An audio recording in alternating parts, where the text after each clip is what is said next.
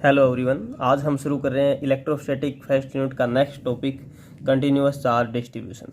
Student, सबसे पहले जानना ज़रूरी है कि कंटिन्यूअस चार्ज डिस्ट्रीब्यूशन क्या है। कोई सरफेस दी हुई है, उसके ऊपर चार्ज कहीं ज़्यादा है, कहीं कम है, कहीं ज़्यादा है। अगर इस प्रकार चार्ज डिस्ट्रीब्यूट है तो उसे बोलेंगे नॉन कंटिन्यूअस चार्ज डिस्ट्रीब्यूशन। यदि यही चार्ज यूनिफॉर्मली डिस्ट्रीब्यूटेड है, एक समान डिस्ट्रीब्यूटेड है उस सरफेस के ऊपर, तो उसे बोलेंगे फिर कंटिन्यूअस चार्ज डिस्ट्रीब्यूशन। या फिर कंटिन्यूअस चार्ज डिस्ट्रीब्यूशन को हम ऐसे भी डिफाइन कर सकते हैं, a system of closely spaced electric charge form a continuous charge distribution. कोई एक सिस्टम है, उसके ऊपर चार्ज किस प्रकार डिस्ट्रीब्यूट है, क्लोजली स्पेस्ड है। अगर चार्ज क्लोजली स्पेस्ड है तो हम उसे कंटिन्यूअस चार्ज डिस्ट्रीब्यूशन के अंदर काउंट करेंगे। अब इसके अंदर कुछ टर्म आपको डिफाइन करनी है, linear charge density, surface charge density और वॉल्यूम चार्ज डेंसिटी। तो सबसे पहले लीनियर चार्ज डेंसिटी देखिए, लीनियर चार्ज डेंसिटी को लिखते हैं लैम्डा से, और इसकी डेफिनेशन क्या बनेगी, चार्ज पर यूनिट लेंथ। जैसे कोई वायर है, वायर के अलोंग चार्ज इस प्रकार यूनिफॉर्मली डिस्ट्रीब्यूटेड है, कंटिन्यूअसली डिस्ट्रीब्यूटेड है। या फिर वायर की जगह कोई रिंग है, रिंग की सरफेस के ऊपर क्या है, यूनिफॉर्मली चार्ज डिस्ट्रीब्यूटेड है। तो अब इसमें हम लीनियर चार्ज डेंसिटी कैसे डिफाइन करेंगे, चार्ज पर यूनिट लेंथ, और इसका फॉर्मूला क्या बन जाएगा, lambda is equal to q by l, या फिर lambda is equal to d q by d l. इसके ऊपर चार्ज हमने क्यू माना है, इसकी लेंथ हमने एल मानी है।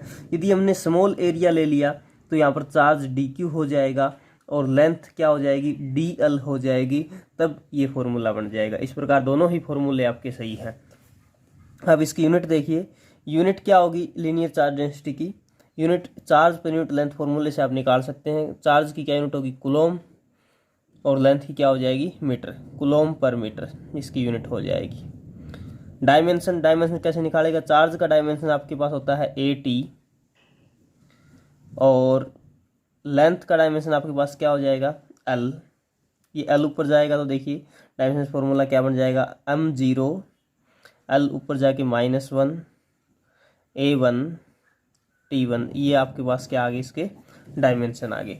अब देखिए फोर्स, जैसे कोई लीनियर चार्ज डिस्ट्रीब्यूशन है, अब इसके आसपास कोई हमने एक चार्ज रख दिया Q नोट, तो इसके ऊपर कितना फोर्स लगेगा, उसके ऊपर कितना फोर्स लगेगा, स्मॉल चार्ज जो है स्मॉल फोर्स लगाएगा, और उसका हमने फॉर्मूला लिख दिया 1/4 pi epsilon not D Q into में क्यू नोट अपॉन में आर स्क्वायर। ये कूलम्स फोर्स का जो फॉर्मूला है वहाँ से हमने फाइंड आउट किया है इस प्रकार, और साथ में आर यूनिट वेक्टर आ गया।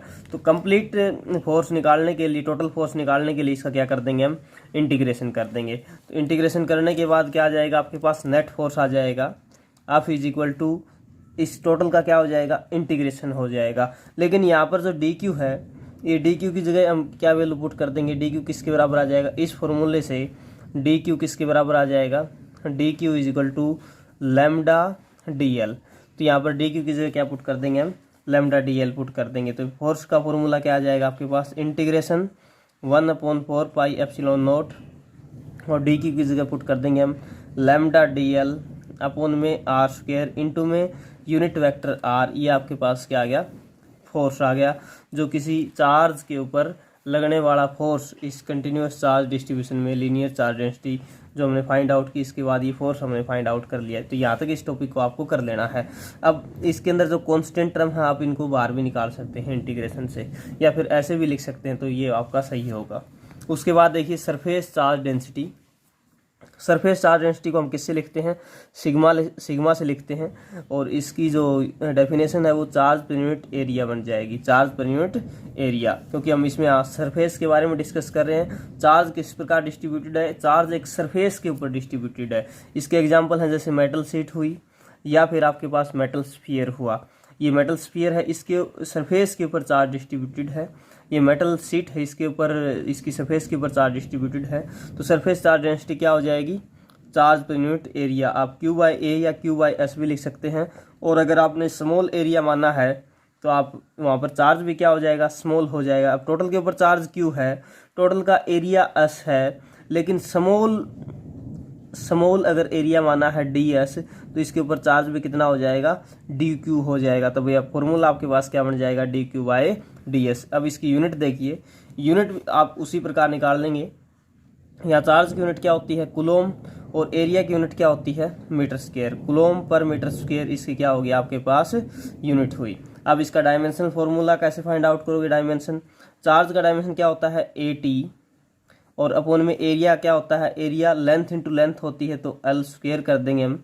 ये L स्क्वायर ऊपर जाएगा, M तो है नहीं आपके पास, M 0 है, L आपके पास -2 हो जाएगा ऊपर जाके, T की पावर 1 है और A भी क्या है 1 है, तो ये आपके पास क्या आ गया इसका डायमेंशन आ गया। ठीक है, आप फोर्स देखिए इसके अंदर, उसी प्रकार फोर्स जैसे कोई इसे किसी डिस्टेंस r के ऊपर कोई चार्ज Q0 रखा हुआ है, तो इस Q0 चार्ज के ऊपर कितना फोर्स लगाया जाएगा इस चार्ज के द्वारा, वो हमें फाइंड आउट करना है। अब हमने स्मॉल एरिया मान लिया तो स्मॉल चार्ज dq लिया, और जो dq और Q0 ये दोनों दो चार्ज हो गए, इन दोनों के बीच में फोर्स लगेगा वो स्मॉल ही फोर्स लगेगा, स्मॉल चार्ज लिया है, उस स्मॉल फोर्स को हमने किसे लिख दिया df से। और नेट फोर्स निकालेंगे तो इस df का क्या कर देंगे हम इंटीग्रेशन कर देंगे, ये नेट फोर्स आ जाएगा इस प्रकार। और इसका फॉर्मूला क्या होता है फोर्स का 1/4πε0। Q1 Q2 होता है, यहाँ पर Q1 क्या है dq है और Q2 क्या है Q0 है, और इनके बीच की डिस्टेंस का स्क्वायर r स्क्वायर हो जाएगा, और डायरेक्शन को इंडिकेट करने के लिए यूनिट वेक्टर से इसको मल्टीप्लाई कर दिया। अब यहाँ से हमें ठीक उसी प्रकार ऊपर वाले की तरह dq की वैल्यू फाइंड आउट करनी है।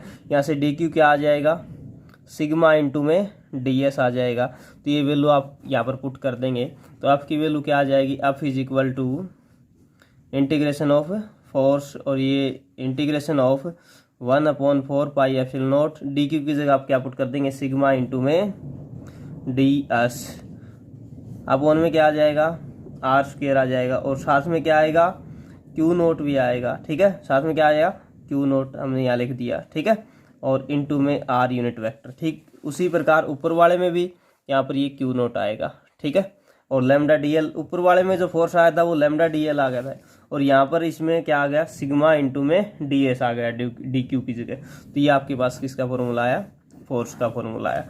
अब देखिए कंटिन्यूअस चार्ज डिस्ट्रीब्यूशन में आगे है इसमें वॉल्यूम चार्ज डेंसिटी।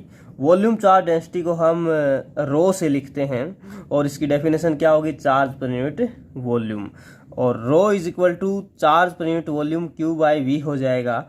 और इसी प्रकार यदि हमने स्मॉल वॉल्यूम मान ली तो स्मॉल वॉल्यूम को आप dV से लिखेंगे, और स्मॉल वॉल्यूम के ऊपर जो चार्ज होगा वो कितना होगा dq होगा। लेट वी एज्यूम इसके ऊपर कंप्लीट चार्ज q था, इसकी कंप्लीट की वॉल्यूम v थी, लेकिन स्मॉल वॉल्यूम dv माना है तो उसके ऊपर चार्ज dq हो जाएगा, तब ये वॉल्यूम चार्ज डेंसिटी dq/dv हो जाएगी। और यहाँ से dq की वैल्यू हम निकाल देते हैं, dq is equal to rho dv। ये फोर्स वाले फॉर्मूले में हमें पुट करनी है। यूनिट देखिए इसकी, यूनिट चार्ज की क्या यूनिट होती है कूलोम, वॉल्यूम की मीटर क्यूब होती है, तो इसकी यूनिट क्या आ गई कूलोम पर मीटर क्यूब। डायमेंशन, चार्ज का डायमेंशन होता है AT, और वॉल्यूम का डायमेंशन क्या होगा L की पावर 3। वॉल्यूम क्या होती है length into length into length, या length into height into breadth, L cube हो जाएगा। और ये ऊपर जाएगा तो M है नहीं इसमें 0, M 0, L ऊपर जाके -3 हो जाएगा, T1 A1, ये हो जाएंगे इसके डायमेंशन। आप फोर्स देखिए, इसके एग्जाम्पल क्या थे आपके पास non conducting sphere. Volume charge distribution के अंदर जो पूरी वॉल्यूम के अंदर चार्ज डिस्ट्रीब्यूटेड है, इंटायर अंदर की तरफ वॉल्यूम में, पूरी वॉल्यूम में चार्ज कंटिन्यूसली डिस्ट्रीब्यूटेड है, और यहाँ पर इससे एक डिस्टेंस r के ऊपर हमने Q0 चार्ज रखा, तो ये स्मॉल dq चार्ज है इसके ऊपर एक फोर्स लगाएगा, और वो फोर्स किसके बराबर हो जाएगा 1/4πε0 dq इंटू में Q0 अपॉन में इसकी डिस्टेंस का स्क्वायर r स्क्वायर, और डायरेक्शन को इंडिकेट करने के लिए r यूनिट वेक्टर से इसको मल्टीप्लाई कर दिया। ये स्मॉल फोर्स था, कंप्लीट फोर्स निकालने के लिए स्मॉल फोर्स का क्या कर दिया हमने इंटीग्रेशन कर दिया, ये नेट फोर्स आ जाएगा। तो net force is equal to किसके बराबर आ गया 1/4πε0, और dq की जगह क्या वैल्यू पुट कर लेनी है हमने वॉल्यूम चार्ज डेंसिटी की फॉर्म में निकालेंगे तो रो इंटू में dv अपॉन में r स्क्वायर, और ये Q0 आ जाएगा यहाँ पर, और इंटू में यूनिट वेक्टर r आ जाएगा, और इस कंप्लीट का इंटीग्रेशन कर देंगे, ये क्या आपके नेट फोर्स आ गया। ठीक है, नेट फोर्स किस फॉर्म में आया वॉल्यूम चार्ज डेंसिटी की फॉर्म में। तो ये कंटिन्यूस चार्ज डिस्ट्रीब्यूशन के अंदर आपको तीनों टॉपिक अच्छी प्रकार से कर लेने हैं। Linear charge density, volume charge density और सरफेस चार्ज डेंसिटी तीनों अच्छी प्रकार से, और भी फोर्स वाला फॉर्मूला भी कॉपी के अंदर नोट्स आपको बना लेने हैं। Thank you.